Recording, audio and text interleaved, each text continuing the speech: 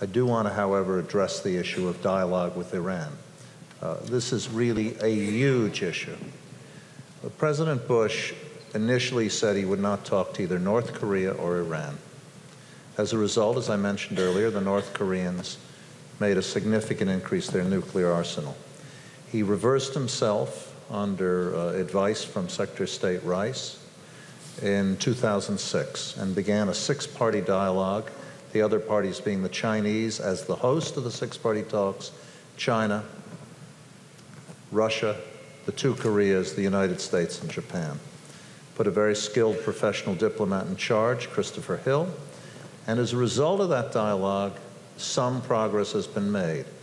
Some people think it isn't enough, and interestingly enough, President Bush's major critics on that are former members of his own administration on the right, like John Bolton, who have called it a sellout. Nonetheless, the North Koreans turned over 18,000 pages of documents on their acquisition and use of plutonium to the United States last week. Those are now being analyzed by the intelligence community, and based on that judgment, the President will decide whether to proceed down the road towards a progress with North Korea. On the other hand, he has still not done anything in regard to Iran. He still insists on talking to Tehran through two channels, neither of which fills the needs that I mentioned in my earlier statement. First, and most important, on Iran's very dangerous nuclear programs. The United States speaks to Tehran through the voice of Javier Solana, the European Union, not quite foreign minister because they don't have one, but for purposes of this dialogue, let's say he speaks for the EU. He carries messages back and forth between Washington and Tehran. Now, many of you in this room, distinguished diplomats like David Wright, who was ambassador to NATO from Canada, Alan Gottlieb, who's here, you all know Javier Solana. He's a good man. But why, in God's name, would the greatest nation on earth, the most powerful nation on earth, think that they are somehow being stronger by having their message sent to Tehran through a European who has a different style of talking and will obviously not convey our position? The second channel is at the ambassadorial level in Baghdad, where Ambassador Crocker's not the ambassador himself, but his political counselor, that's 3 levels down, has an intermittent dialogue with the Iranians about their outrageous, murderous behavior in fueling bomb attacks, road mines against Americans. That's not a dialogue.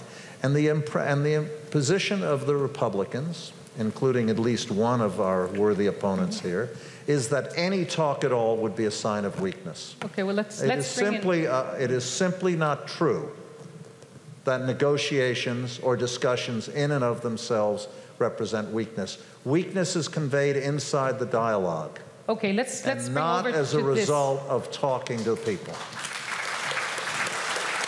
Okay, so there's a vote for talking to Iran, but it's clear that John McCain doesn't want to talk to Iran in the same way. Well, Lise, and with all due respect to Richard, there's no point in talking for talking's sake to a rival power which is in a position of such obvious strength at this point.